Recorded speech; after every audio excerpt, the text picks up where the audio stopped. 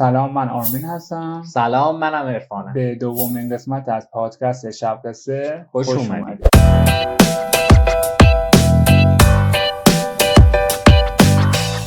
قبل از اینکه وارد سیر اصلی داستان بشیم بهتره که سری توضیحات رو با هم دیگه در میون بذاریم، چون برای خود ما که خیلی جذاب بود اون توضیحات، احتمالاً برای شما هم جذاب. این کتاب صاحب و مدعی تا دلتون بخواد زیاد داره. همه کشورها سعی میکنن بگن که کتاب 1001 شب مال کشور است. اما خب ما ایرانی‌ها هم شواهد و مدارکی داریم که میتونیم ثابت کنیم این کتاب ریشه و اصالتش مربوط به ایران هست. مثلا فرخی سیستانی در قرن 5 برای شاه محمود غزنوی که در جنگ کتر پیروز شده شعری میگه که در اون شعر به نام کتاب که 1000 افسان بوده اشاره میکنه.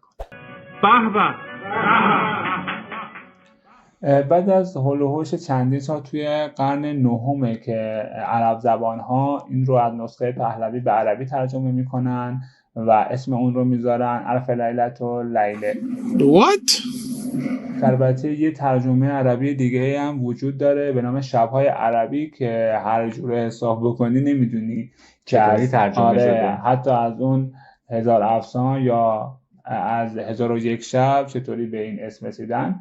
اما با این حال این ترجمه هم وجود داره. اما بعد از یه مدتی شخصی به نام گالان که فرانسوی زبان بوده میاد از روی نسخه عربی به ترجمه فرانسوی تهیه میکنه و بعد از اون غرب خیلی به این داستان توجه میکنه و میاد از روی نسخه گالان به زبان انگلیسی ترجمه میکنه. اما بعد از مدتی میره میگرده دنبال نسخه اصلیش و اما به نسخه عربی میرسه و از روی نسخه عربی ترجمه رو انجام میده. در نهایت چه اتفاقی میفته؟ کشورهای عربی و اروپا میان دست به یکی میکنن و یک همایش جهانی برگزار میکنن در مورد کتاب و حدس بزنید که کیو دعوت نمیکنن؟ ایران.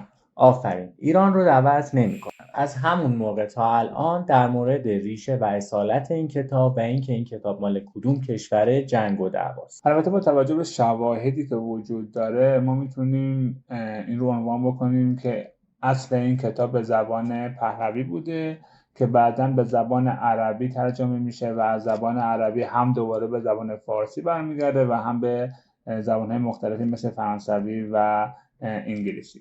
نکته جالب دیگه اینه که کشورهای اروپایی و عربی به خودشون اجازه میدن این کتاب رو مال خودشون بدونن، اما وقتی ایران میاد دلایل و مدارکی رو ارائه میده انگ نژاد پرستی به ایران میزنن. آقای بهرام بیضایی جمله خیلی قشنگ داخل کتاب 1000 افسان کجاست داره که نوشته کتاب 1001 شب یک اثر جهانی بود تا وقتی که شما اون رو به شب‌های عربی ترجمه نکرده بودید و بحث رو نژاد پرستی نکرده.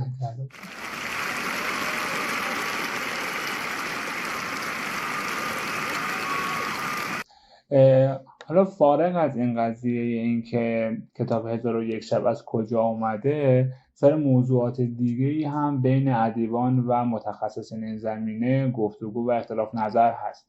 حتی سر این قضیه که این داستان اصلا واقعی بوده یا خیالی بوده، نه تنها بین کشورهای مختلف بلکه بین متخصصین داخلی کشور هم این تفاوت نظره وجود داره و این اختلاف نظره هست و همچنان هم ادامه داره. اگر جزئیات بیشتری رو میخواید بدونید لطفاً به کتاب 1000 افسان کجاست اثر آقای بهرام بیضایی برید چیه؟